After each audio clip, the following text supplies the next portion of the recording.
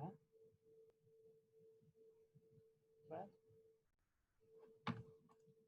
Dr. Mahran, go. A warm Doha greeting to you from the Arab Center for Research and Policy Studies. I am Mehran Kamrava, head of the Iranian Studies Unit here at the Arab Center.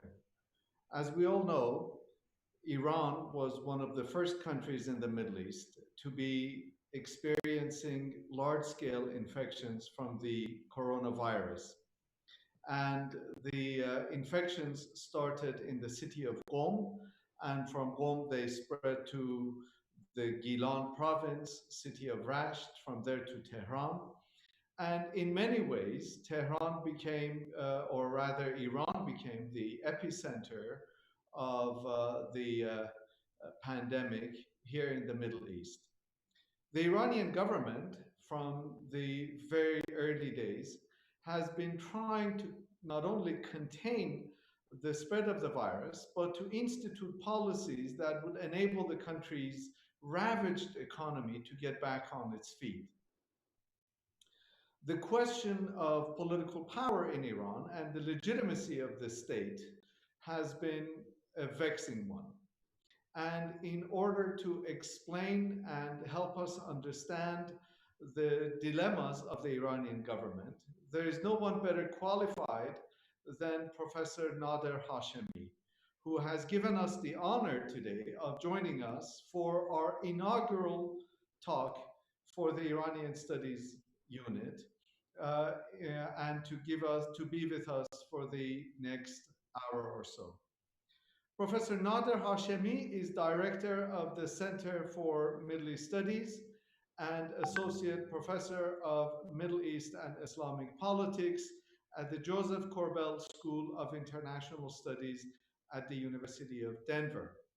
Professor Hashemi holds a PhD in political science from the University of Toronto and was previously the Andrew Mellon Postdoctoral Fellow at Northwestern University and visiting assistant professor at UCLA's Global Institute.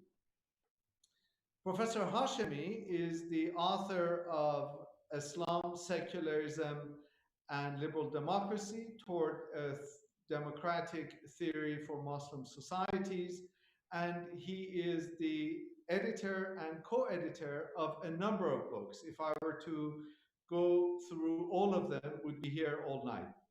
So without further ado, let me turn it to Professor Hashemi, who will talk to us tonight about coronavirus in Iran and the question of legitimacy. Professor Hashemi. Well, thank you very much, Mehran. Assalamu alaikum to everyone who's listening. A word of thanks to Hamida Dorzadeh for putting this event together.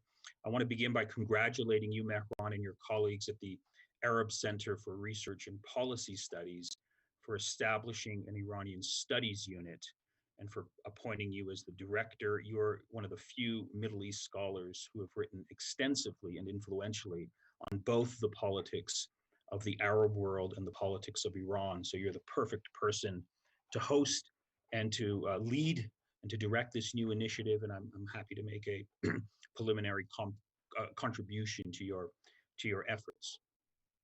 I want to share some thoughts with everyone today on the coronavirus crisis in Iran and its relationship to the question of the Islamic Republic's internal political legitimacy.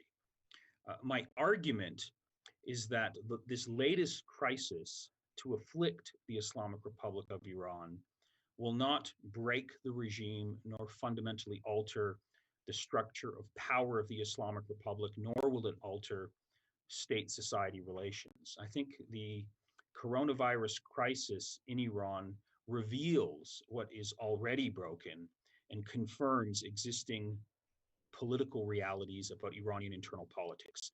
In other words, if you follow closely the unfolding story of the coronavirus crisis in Iran, both the response from the government and the regime and from society, you can easily see the existence of long-standing political trends that have been extensively studied and documented and are well known, such as a growing chasm between state and society that underscores this question of political legitimacy in Iran, the lethal, in this case, incompetence and gross neglect on the part of senior Iranian leaders that has produced many of Iran's internal problems and that have been openly acknowledged by the regime.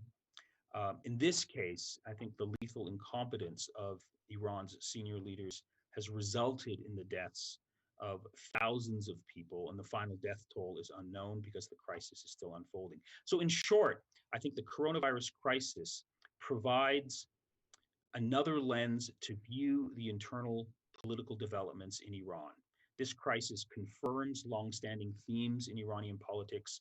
It doesn't reveal anything fundamentally new about Iran's authoritarian political system, but it confirms what is already known. So I want to begin with some brief comments on the question of Iran's political legitimacy crisis.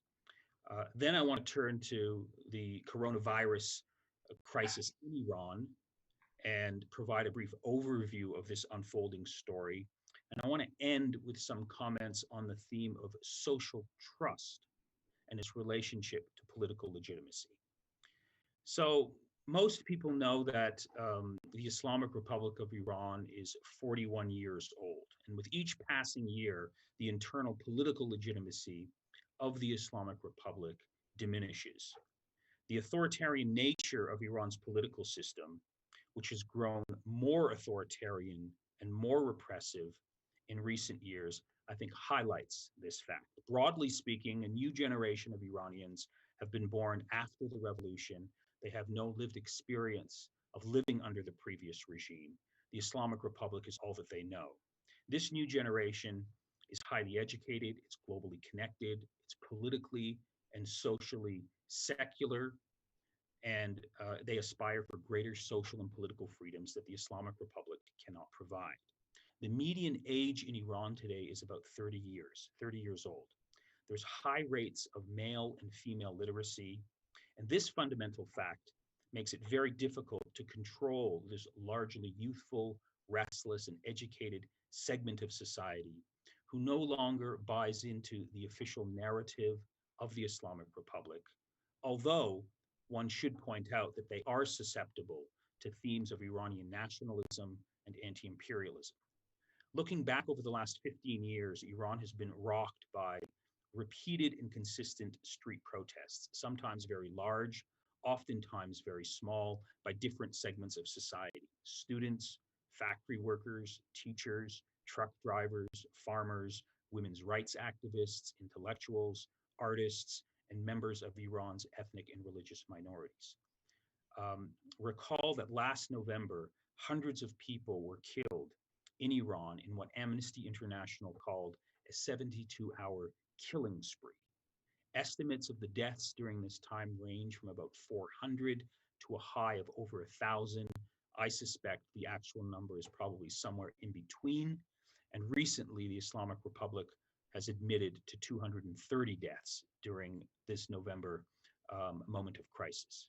Now, I don't have time to go into a lot of detail on the theme of the crisis of political legitimacy facing the Islamic Republic, but I just want to mention several key themes that I think amplify the argument.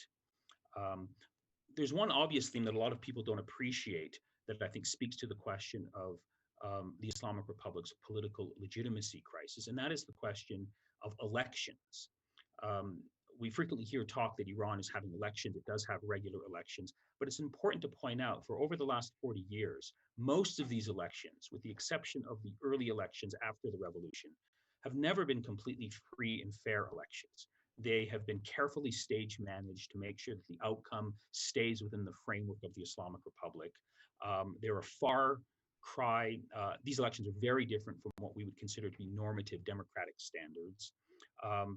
And the reason for this is because I think the ruling elites, particularly in the last 10 to 15 years, are very fearful of free and fair elections because there is this growing chasm between what society wants and what the regime is willing to tolerate. So I think that fact in itself It's more accurate to speak of Iranian elections, if one wants to be objective, as selections and not elections. Happy to talk more about that in the second half of the program. The legitimacy crisis of the Islamic Republic is openly discussed. If you follow closely public debates, speeches, and interviews given by senior Iranian leaders. Let me just cite a couple of examples. On the 40th anniversary of the revolution, about a year ago, Musa Ghazanfar Abadi, the head of Tehran's revolutionary court, gave a speech where he threatened to bring in foreign fighters from around the Middle East to preserve the stability of the Islamic Republican order if ever such a crisis moment were to arrive. Speaking to a group of Islamic scholars and clerics in the city of Qom, Ghazanfar Abadi claimed that if internal forces in Iran failed to protect the regime, then Iran could rely on various militia groups throughout the Middle East that Iran is supporting. And he actually listed, these groups, the various Syrian militia groups that Iran has been supporting, the Hashd al-Shaabiya forces in Iraq. He mentioned the Houthi rebels. And he said that these are our allies and we can bring them into the country to protect the regime if things get out of hand. In the same speech, later on, he turned to the problem of young people in Iran and the lack of loyalty that they have to the Islamic Republic. And he argued that clerics, need to change their methods to win over the youthful population. And he said, quote, "Convincing the young generation to believe in the Islamic Revolution is becoming more difficult and impossible with our current programs. We need to change our methods and speeches to gather and galvanize support among the youth." This is a clear admission that the regime has a problem of ideological loyalty and that it needs to address this problem if it's going to survive. These types of speeches, if you look closely, are on display. Just to cite another example, Ayatollah Muhammad Taqi Mesbah Yazdi, a top Shia cleric and spiritual father to Iranian hardliners, gave an interview about a year and a half ago, where he explicitly acknowledged that, look, there is a crisis of legitimacy that we're facing. It comes from the young people. And he said the problem, and I'm quoting from him, was that, quote, "religious teachings and values are fading out and are being replaced by freedom, democracy, human rights, progress, and technology. This threatens the future of the Islamic Revolution, and one day we will open our eyes and see that we have lost the revolution." And so you can see these public statements by senior Iranian leaders that openly admit that there's a crisis of legitimacy. There's a lot to say on this topic. If you look at how Iranians live their lives, there's a lot of evidence of social secularization, where I think Iran is perhaps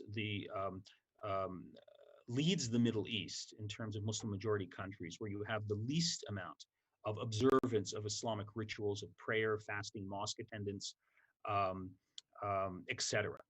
There's one revealing statistic that most people don't appreciate that I think highlights the regime's crisis of legitimacy, and that is the rise in alcohol consumption among Iranians. Now, some people will say, so what?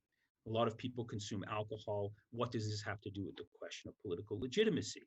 Well, it's not just the problem of alcohol consumption that I think is noteworthy here. It's also the problem of alcoholism, the disease of the problem of alcohol as a social problem. In 2015, Iran's health ministry announced that it was opening up 150 alcohol treatment centers in the city of Tehran alone to deal with the problem of alcoholism.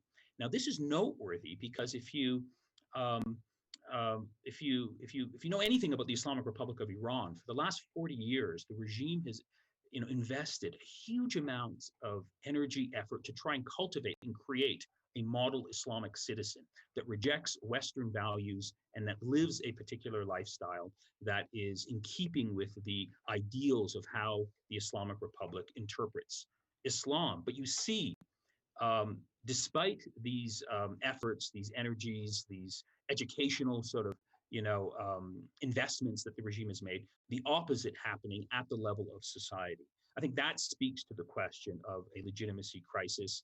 Um, the human rights situation also has to be mentioned here. It's terrible. It's getting worse. A country that has internal political legitimacy does not need to engage in such extensive and massive, repression.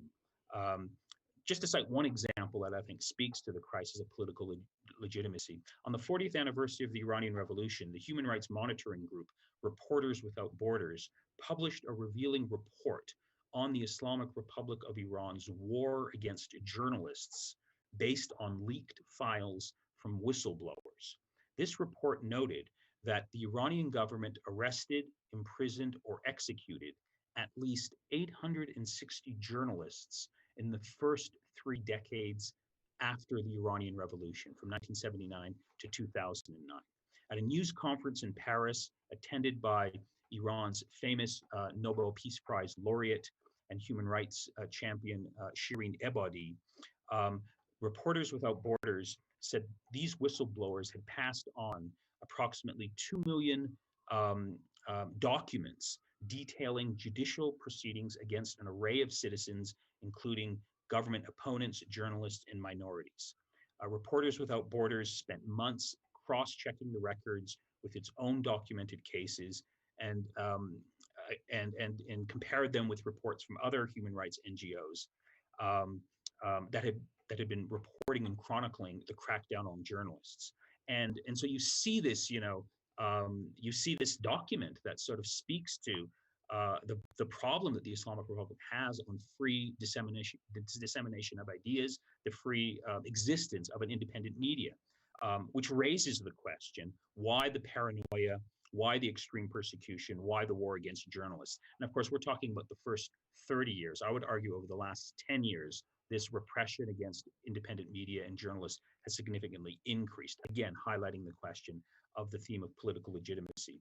The last point that I'll mention that I think speaks to the question of Iran's current political legitimacy crisis is the situation of the former president of Iran, Mohammad Khatami, reformist president, elected twice. He held the second most powerful, position in the country. He was he had access to all of the regime's secrets, and currently he is effectively under house arrest. There's an official legal order that prevents anyone in Iran, any media organization, from quoting him or and bans any sort of publication of his photograph. And you have to stop and ask yourself, what does this tell us about the Islamic Republic of Iran? That a previous president, two-time elected, member of the ruling elite, is effectively now under house arrest. And there's many other people who are a part of this ruling elite who fall into this category. Again, it highlights, I think, this question of the crisis of legitimacy. I've got a huge file that sort of documents this in much more greater detail as part of a future research project that I have, where you can see senior Iranian leaders, the former intelligence minister, former commander of the Islamic Republican Guard Corps, the current head of Iranian judiciary, a man who's reported to be perhaps the next supreme leader. All of these people sort of claiming and openly stating that the biggest threat that the Islamic Republic faces is not from the outside, but is from the internal crisis that the Islamic Republic is facing. So let me now, turn to the coronavirus crisis and speak to what's going on today in Iran with respect to this topic. Iran is the epicenter of the coronavirus crisis in the Middle East. Globally, it's in the top 10 of countries around the world in terms of deaths and in terms of reported cases. And this is according to official statistics.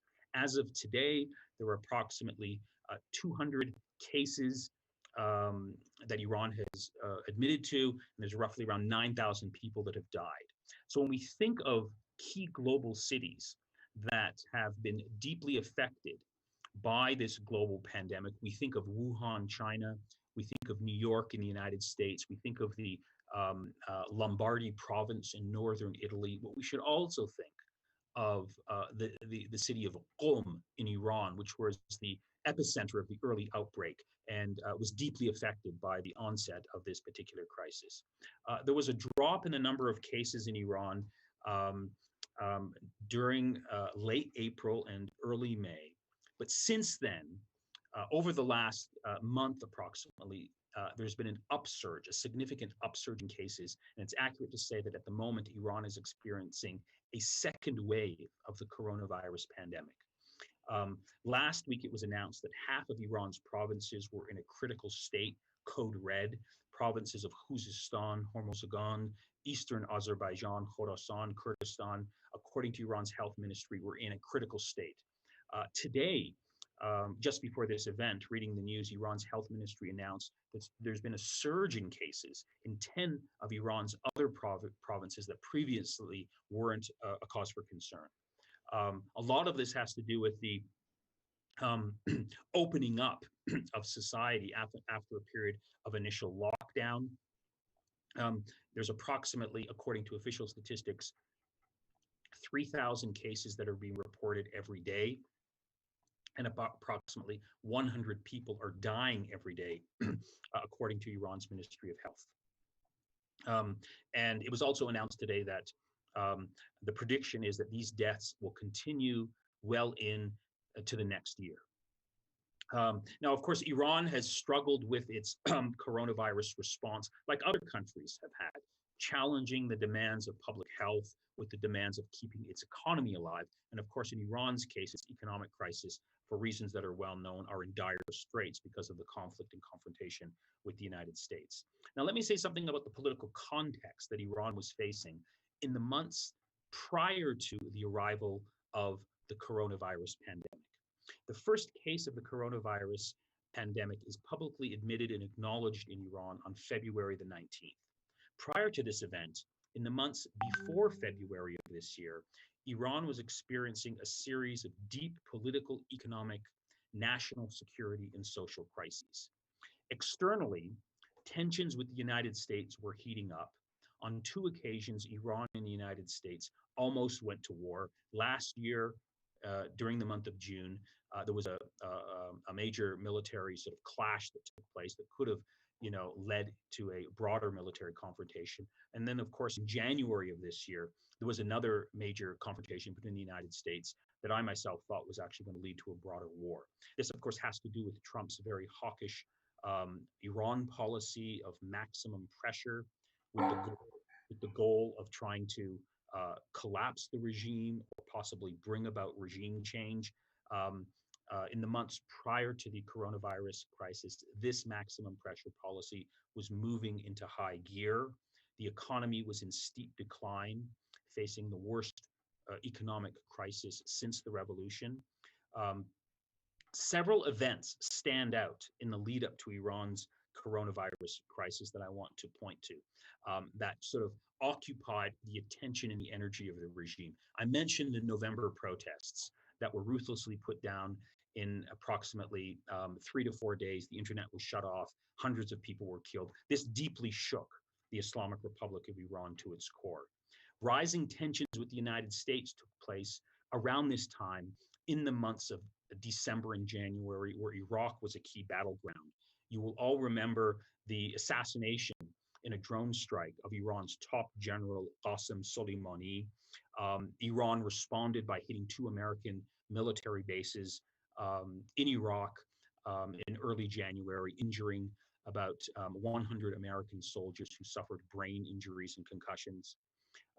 At this precise moment, Iran experienced another crisis when, during this clash with the United States, the Ukrainian Air Flight 752 was accidentally shot down in Tehran, killing all 176 people on board, most of them Iranian.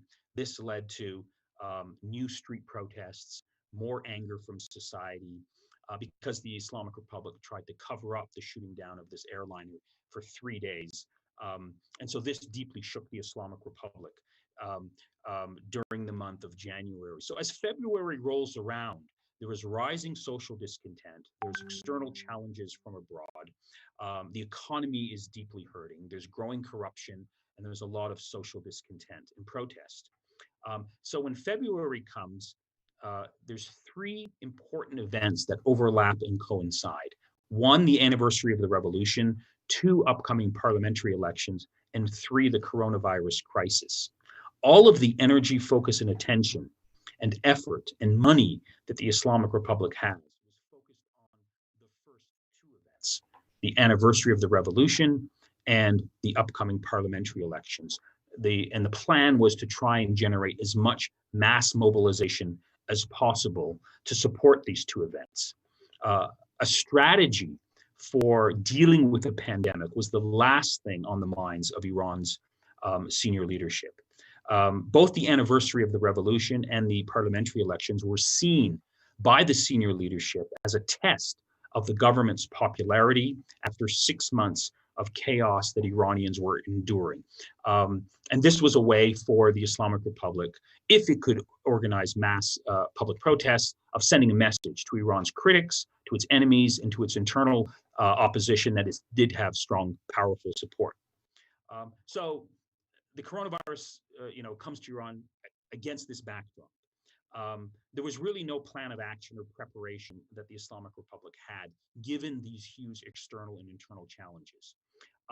The early response by Iran's senior leaders is one of denial.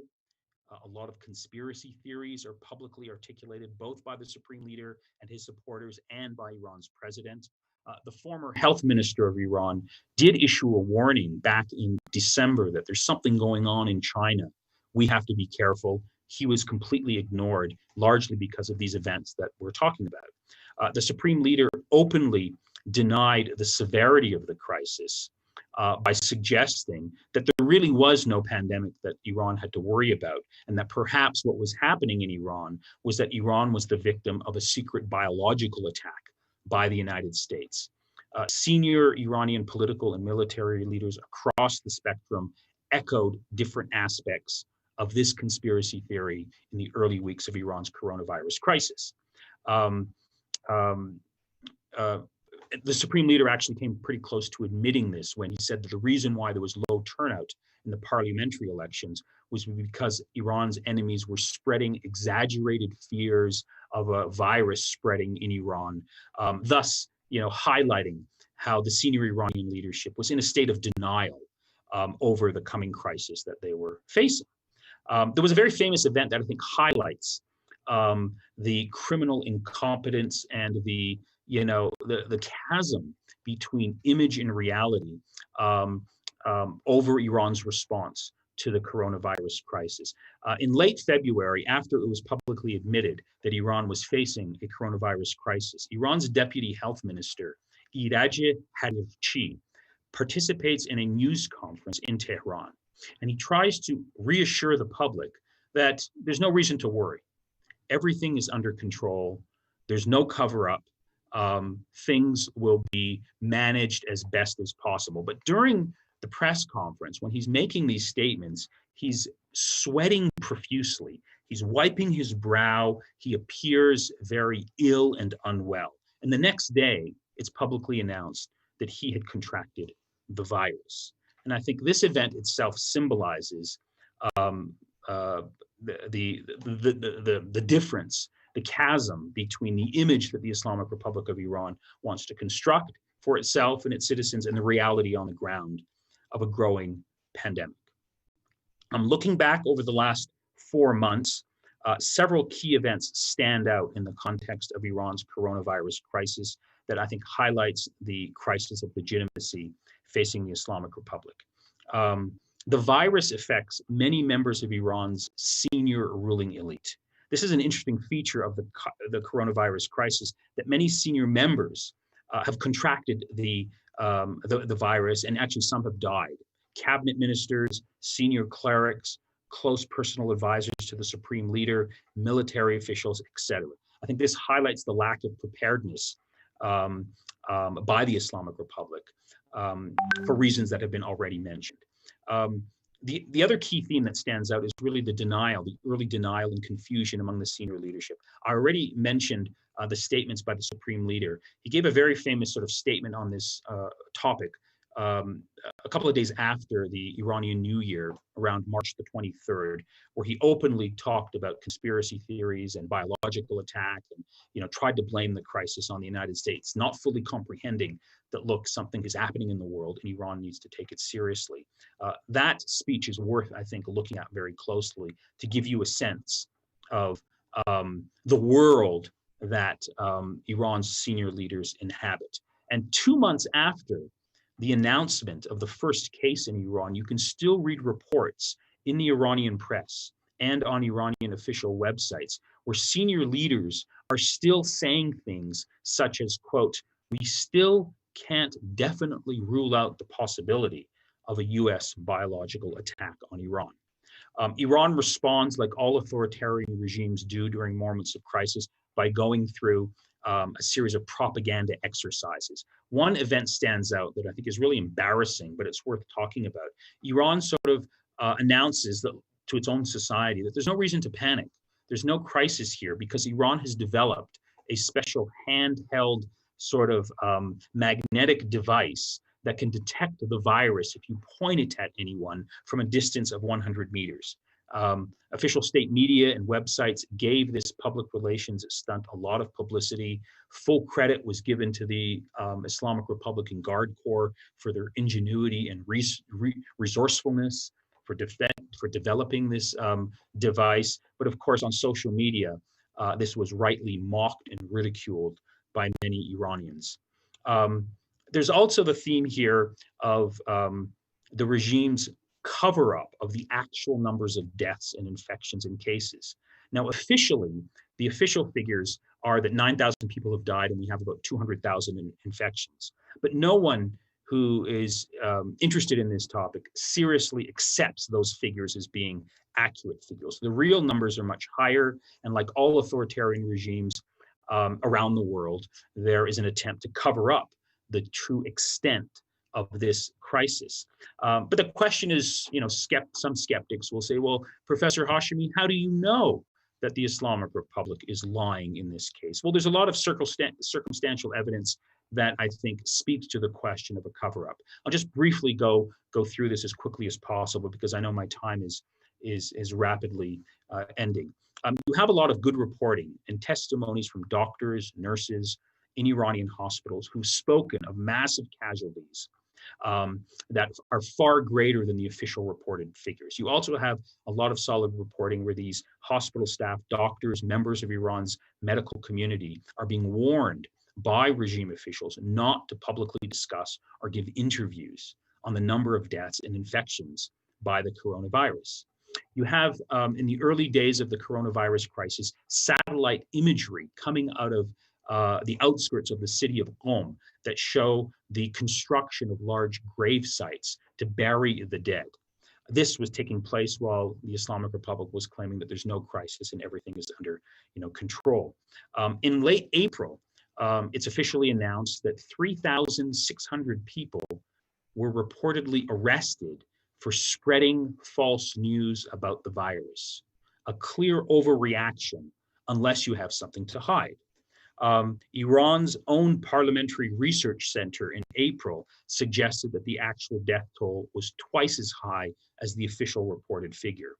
A well-known Iranian public health expert, Kamyar Alaei, who's co-founder and co-president of the New York-based Institute for International Health and Education, has said that the real number of the coronavirus infections in Iran could be 5 times higher than official figures. Him and his brother, the Alaei brothers, were former political prisoners. They wrote a very, I think, insightful, op-ed in the New York Times that sort of spoke to this particular issue, and it's worth reading. The BBC Persian service had conducted its own investigation and reported that the true death toll was actually 6 times higher. We also have this simulation from 2 professors at Virginia Tech and MIT who go through a model and suggest that the actual number of deaths in Iran and cases is 11 times higher than the official figure. And Iran's own prestigious Sharif University has put together a model that offered 3 scenarios. It suggested that in the first scenario, if there's full societal cooperation, Iran can see about 120,000 infections and 12,000 deaths. If citizens offer medium cooperation, Iran could see 300,000 cases and 111,000 deaths. And in the worst case scenario, if there's a full collapse of Iran's already strained medical system and there's no cooperation in terms of respecting social distancing, you could see 4 million cases and a death toll that's over 3 million. There's a lot more to say on this topic, but let me just try to wrap up this presentation by highlighting one of the themes that one sees in Iran in response to this crisis is the absence of social distancing and segments of society not observing government guidelines with respect to quarantine and lockdown. And this, I think, speaks to the question of political legitimacy or the lack of political legitimacy. In Iran, senior Iranian leaders have openly acknowledged this. Just a couple of weeks ago, President Rouhani explicitly pointed to this problem. Last week, Iran's health minister, Saeed Namaki, openly said that Iran is headed for a calamity because no one is respecting social distancing anymore. And Iran's own health ministry conducted a poll in terms of adherence to social distancing and quarantine rules. And it saw a marked decline, a significant decline, 50% drop, according to the Iranian health ministry's own poll, in people observing social distancing, and a 60% drop in people observing rules related to self-isolation. Now, I just want to end with this theme of social trust and its connection to pandemics. Now, social trust is an elusive concept in the social sciences, but it generally refers to this expectation that other members of society, other organizations, other institutions will behave in a predictable and transparent way. In other words, it is the expectation that A trusts B to do something with respect to X. Social trust, in other words, is connected to perceived notions of honesty, objectivity, consistency, competence, and fairness, all of which foster relationships between individuals in society and between citizens and their government that help foster social cohesion and help build political legitimacy. In general, there are much higher levels of social trust in democracies than in authoritarian regimes for reasons that are not difficult to understand and are deeply connected to the idea of political legitimacy. In modern societies, political legitimacy is deeply rooted in what John Locke famously called the consent of the governed. Social contract theory is rooted in the idea of public consent, and it's the foundation of social trust between citizens and their government. And many implications flow from this, particularly during times of pandemic. Social trust is related to social distancing. Observing quarantine rules is also related to social trust. Why would citizens observe social distancing and other restrictions on their personal liberty unless there is social trust in government policy and social trust among fellow citizens that if this strategy is collectively adhered to, it will lead society and lead the country out of a pandemic crisis? I think you see countries that have been dealing with this coronavirus pandemic and that have been successful in containing and diminishing the outbreak of this virus. Societies that have high levels of social trust have sort of followed guidelines of their own government and have been able to deal with this crisis much better than authoritarian regimes where there is a lack of social trust and where people are simply not following government guidelines because of the existence of a legitimation crisis. So I think that's what we're seeing in Iran today. And I think it speaks to the absence of social trust, which highlights this theme of a legitimation crisis in the Islamic Republic of Iran.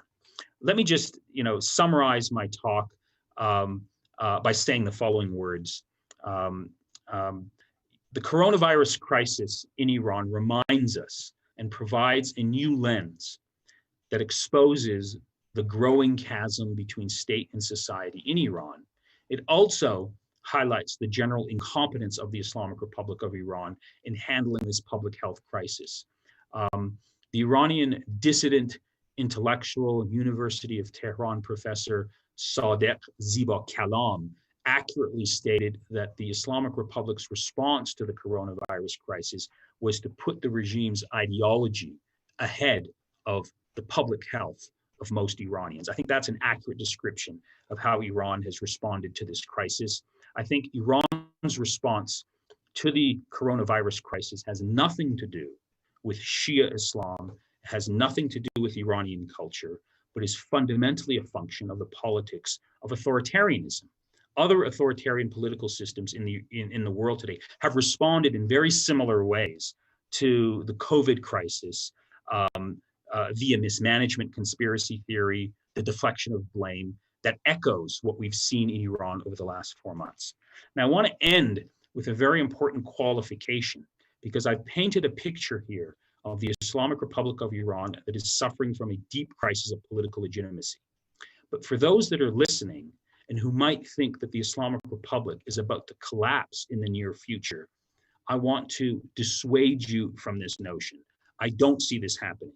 There are countervailing forces that sustain the Islamic Republic and support authoritarianism in Iran.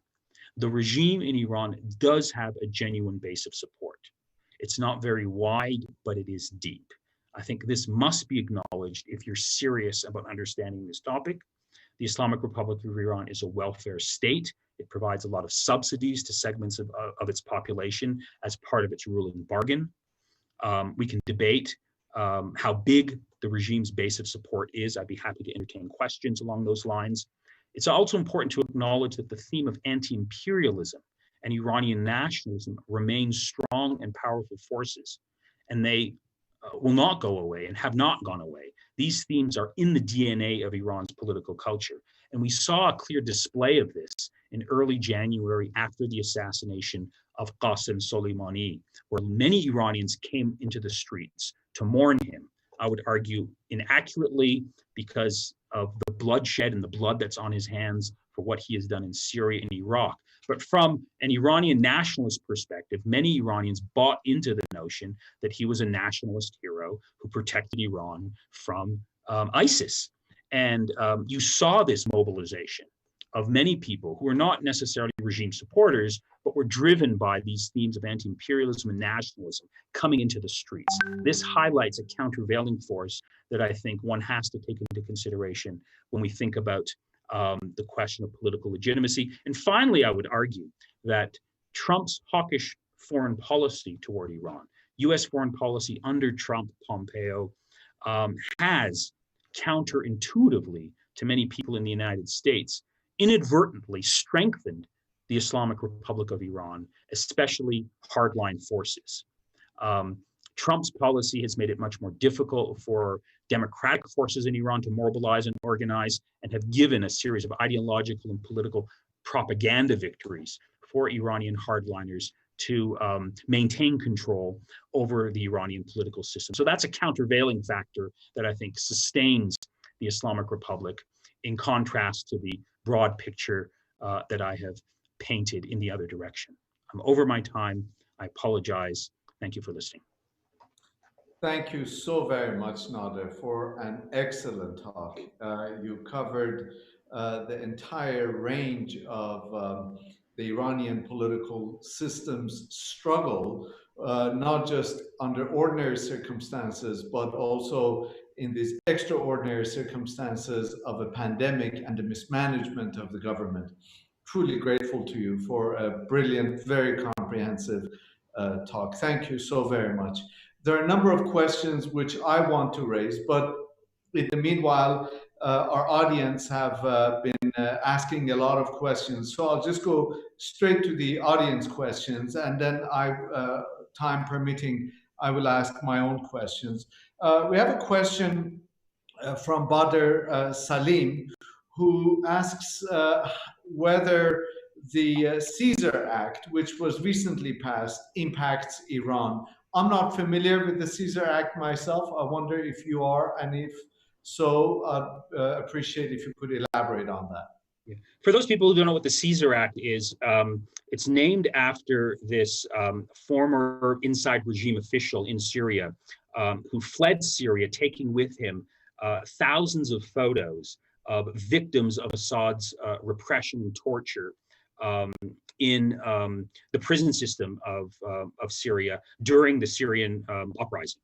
And these photos have been verified by human rights groups, and Congress recently passed this piece of legislation that effectively calls for broad-based, economic sanctions against the Assad regime and any foreign company that has any trading with the Assad regime. And as a result of this act, which I think comes into effect or came into effect yesterday, Syria's economy has plummeted. The regime is in deep crisis, and the question here is, to what extent is Iran involved, or is Iran sort of connected to this particular act? Well, I think Iran is connected. Actually, I just saw on the news today that a senior Iran government official said that in response to the Caesar Act, Iran is going to try to step up financial support to the Assad regime.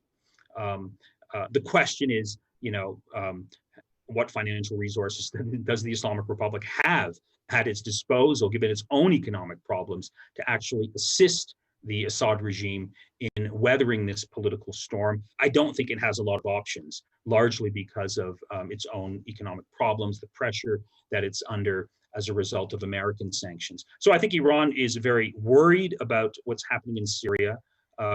As most of your listeners will know, Iran has been deeply invested in sustaining the Assad regime.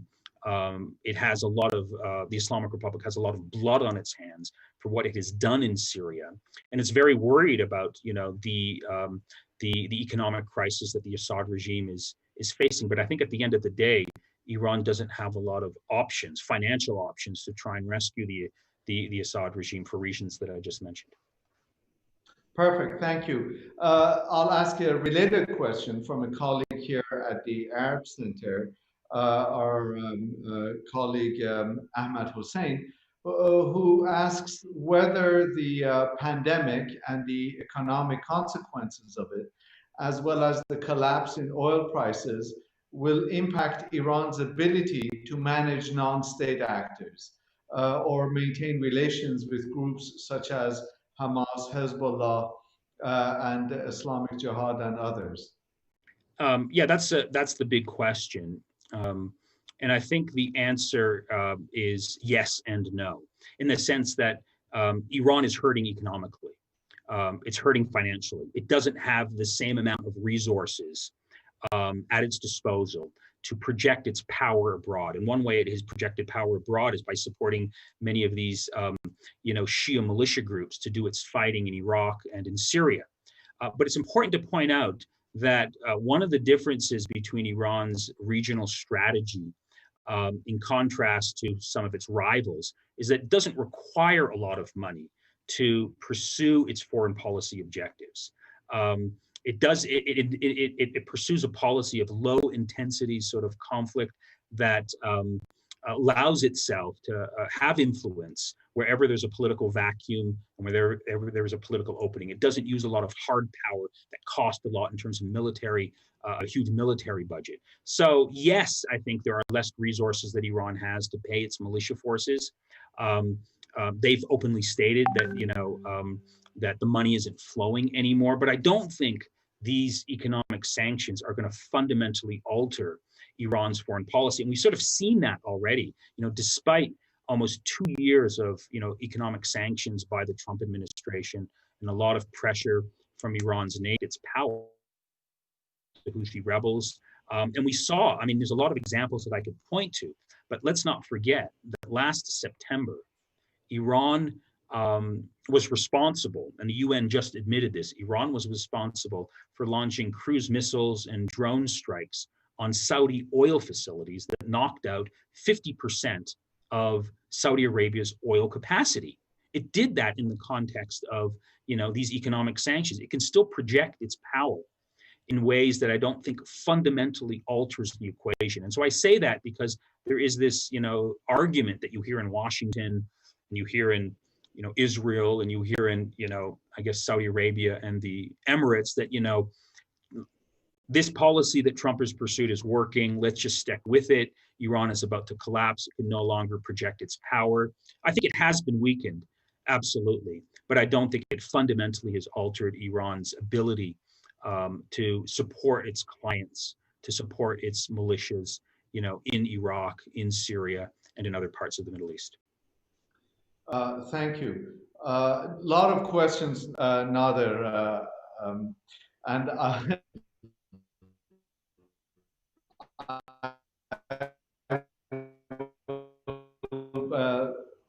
ask my questions that revolve around your focus on legitimacy. And there are two related questions. One is whether or not the Iranian government will resort to greater coercion and force once the pandemic is over, or at least once the emergency pandemic is over. And related to that, whether you think the Iranian government is moving towards a military dictatorship, with the IRGC becoming even more politically important and consequential in domestic politics. On the first question, Iran, the Islamic Republic, will use as much force as is needed to survive. Of course, it's survived for 40 years because it carefully calculates how much force it's willing to use without generating a major societal backlash.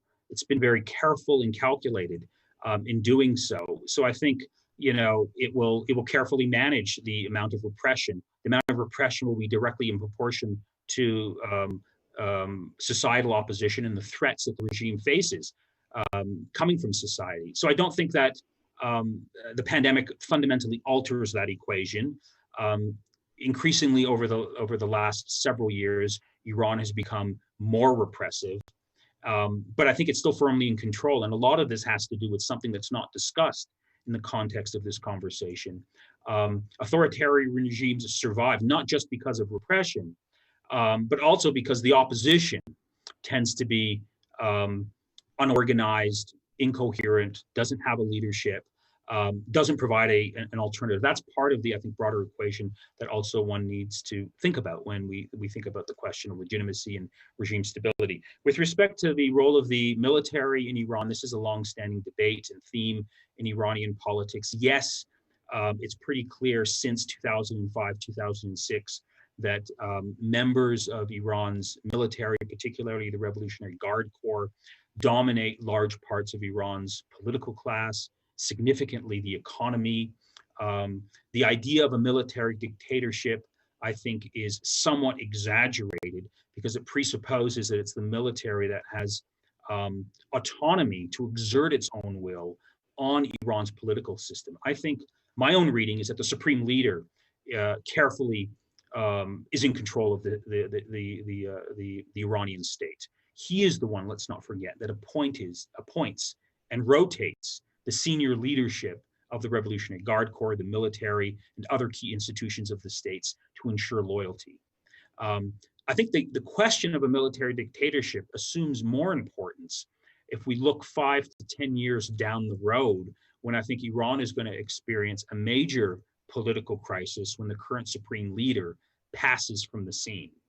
It's going to create a huge question with respect to who is going to succeed him, and then which forces in society are going to jockey to exert their will. And it just makes sense that given the vast amount of influence that the Islamic Republican Guard Corps, the IRGC, have over the economy, have over politics, they have the most to lose in any sort of reshuffling of the political order in Iran. And so I think they are going to assert and ensure that the next supreme leader, if there's going to be one, is deeply loyal and deeply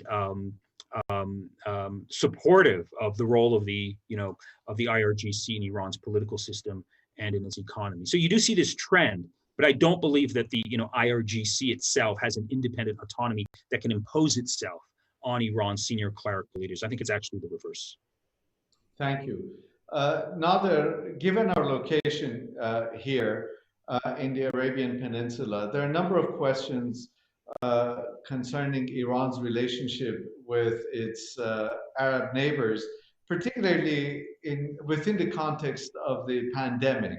So there's one question in terms of the relationship that might exist between Iran, the Iranian government's ideology and its relationship with revolutionary politics in Arab countries during the pandemic. And let me ask a related question. There's another related question. Uh, One of the issues that you also alluded to is the fact that Iran became an epicenter of the pandemic.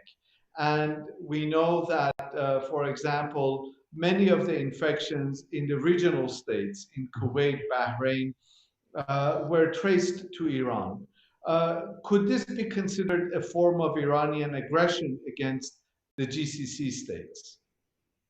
Well, only if you believe in conspiracy theories. I think to say that Iran had a carefully calculated policy of trying to use this pandemic to undermine its regional rivals by secretly sending its citizens to infect other members of the Middle Eastern community is, I think, veering in the direction of conspiracy theory. And as those of us who study Middle East politics know, there's an abundance of conspiracy theory, and they're best to be ignored if you're interested in serious political analysis. So no, I don't think this was a careful. I don't think this was a plan. I don't think this was part of Iran's policy prescriptions with respect to how it engages with its neighbors. This sounds like a question that's coming out of the office of Mohammed bin Salman in Saudi Arabia and other people who adhere to that view. There are reports, people know this better than I, that there was early claims that this is, a conspiracy theory, and there was an attempt to sectarianize the pandemic to try and blame Iran for doing this. There's no evidence to support that. There is an interesting story, though. I didn't have a chance to talk about this, but I think there's a very good BBC report that has documented the ongoing existence of flights between Iran and several cities in China during the month of February and March. And then this same airline, Mahan Airlines, one of Iran's biggest airlines, was then continually flying to different parts of the Middle East. And the crew of this airline has publicly stated that, there was a problem with infections, but we were told by our senior bosses to shut up. And the spread of the virus took place as a result of these ongoing flights by Mahan Airlines. Mahan Airlines is known to be connected to the Islamic Revolutionary Guard Corps. And I don't think this is a conspiracy. I think Iran was simply trying to use the existence of those flights to engage in business transactions with China. Iran is heavily dependent economically on China, and Iran has a lot of contacts and a lot of friends and allies that it tries to support in the Middle East. And so it was using the airline to make sure that those relationships were kept intact. I don't think this is a conspiracy theory, so I don't give that argument a lot of credibility. Thank you. Does the government try to use the pandemic as an excuse or as a means of garnering international sympathy and trying to get the sanctions either lessened or removed altogether? No, that's a good question. We have seen one response by the Islamic Republic of Iran has tried to sort of use its dire economic situation that has resulted from strong economic sanctions to generate public support globally and international support to at least lift some of the US sanctions dealing with humanitarian aid, medical access. And there's been a lot of support for that position, that during a time of pandemic, Iran should not be subjected to these brutal sanctions. And you have senior members of not just the international community, but senior members of the US foreign policy establishment, I believe even senior former NATO secretary generals that have signed open letters calling for the lifting of sanctions on Iran during this moment of crisis. Iran has also publicly stated that they're going to appeal to the special fund that the International Monetary Fund has for dealing with crisis to give Iran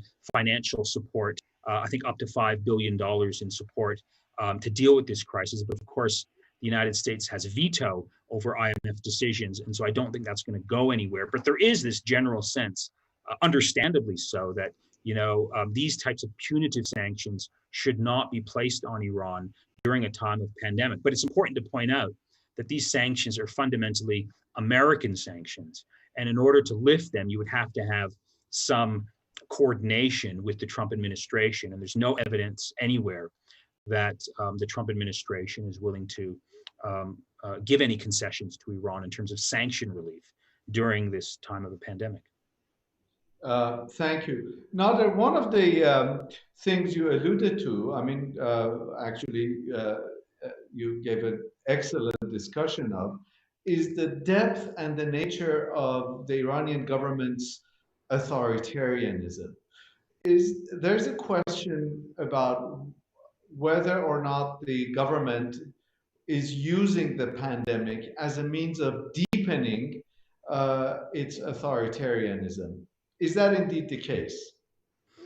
No, that's a good question. Well, I think one trend that we see around the world in the aftermath of this pandemic, and this just applies not just to Iran, but applies to all authoritarian countries, is you see the rise of the state emerging as the key sort of actor to deal with the pandemic.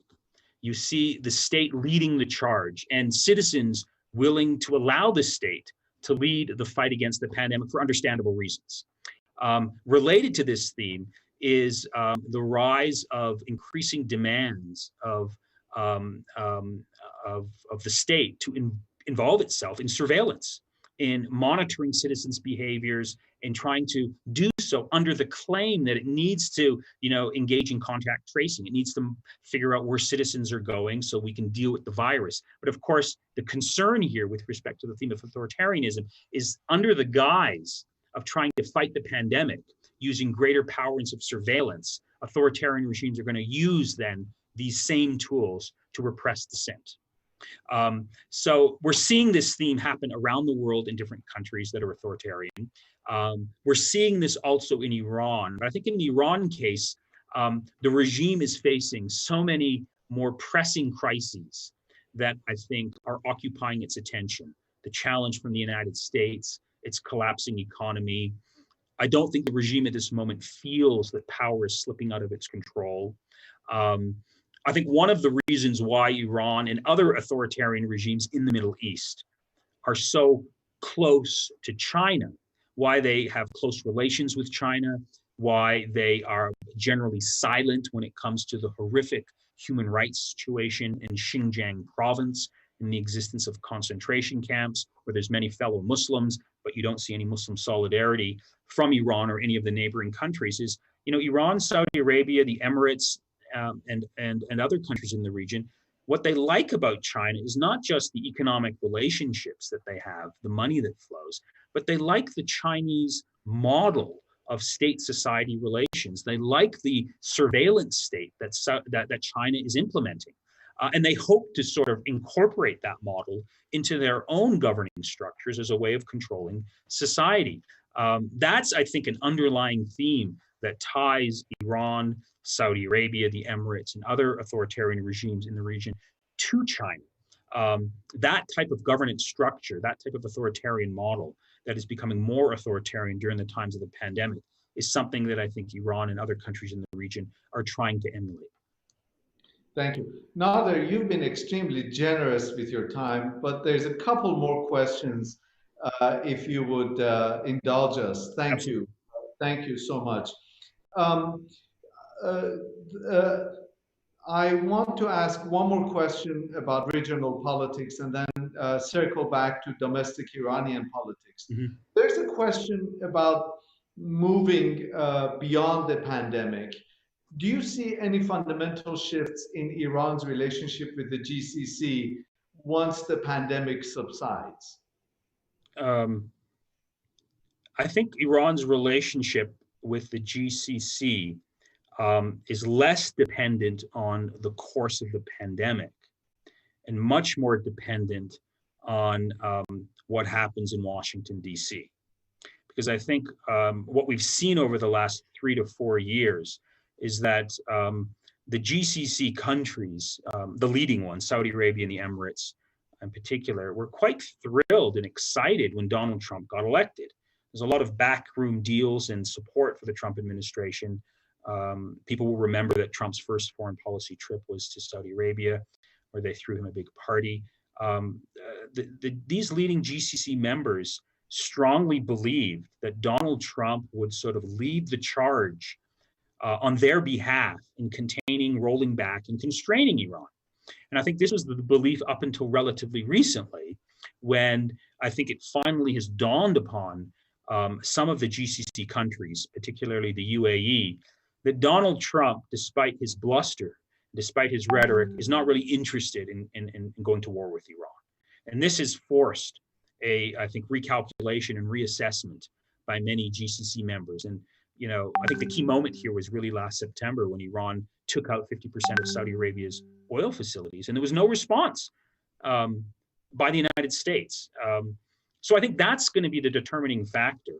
I think the general realization that Donald Trump might not get elected in November, and you might have Joe Biden as the next president, is going to shape Iran's relationship with the GCC, particularly if Joe Biden, if he gets elected, if he's going to go back to the Obama administration's policy of signing back onto the nuclear agreement and pressing Saudi Arabia and the GCC to get along with Iran. You have to share the neighborhood, Obama famously said.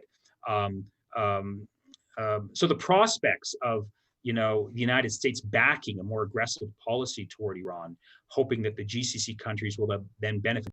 I think there's a slow realization. You can see this in United Arab Emirates' response to Iran, sending aid during the pandemic, sending sort of teams to negotiate sort of trade relationships. A realization that the policy that many hawks in Washington and in Israel and in the region were hoping for, that the Islamic Republic is going to crumble because now we have Trump in the White House and he's going to do the fighting for us. That ship has sailed, and I think with that ship sailing, it's going to force a reassessment and recalculation in terms of Iran's relationship with the GCC, and the reverse, the GCC relationship with Iran. I think that's much more the fundamental factor, less the pandemic. Perfect. Last question, I promise. You talked about the negative impact of the pandemic on the Iranian political system overall. Is there one institution that is likely to be more negatively impacted than others? IRGC, the presidency, the office of the supreme leader? Well, one of the themes that you see in Iran over the last 4 months is that the IRGC, the Revolutionary Guard Corps, is trying to rehabilitate its image by leading the campaign and publicly showing that it is at the forefront of trying to fight this pandemic.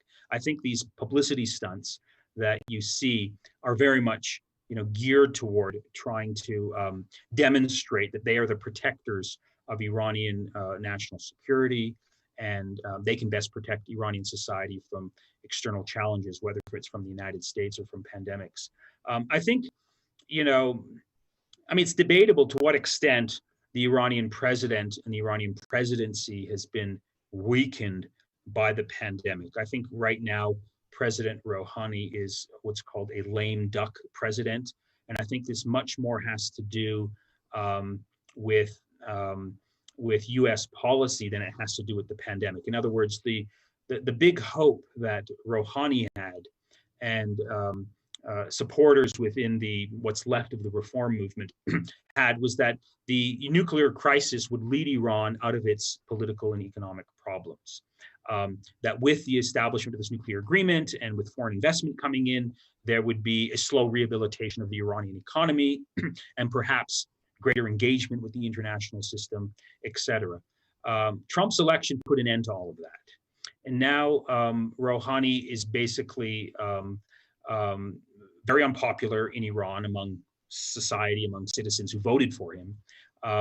And it looks like he's going to end his presidency as a lame duck president. And there's one sort of factor here that might change that, and that is, the U.S. presidential election in November, if it happens.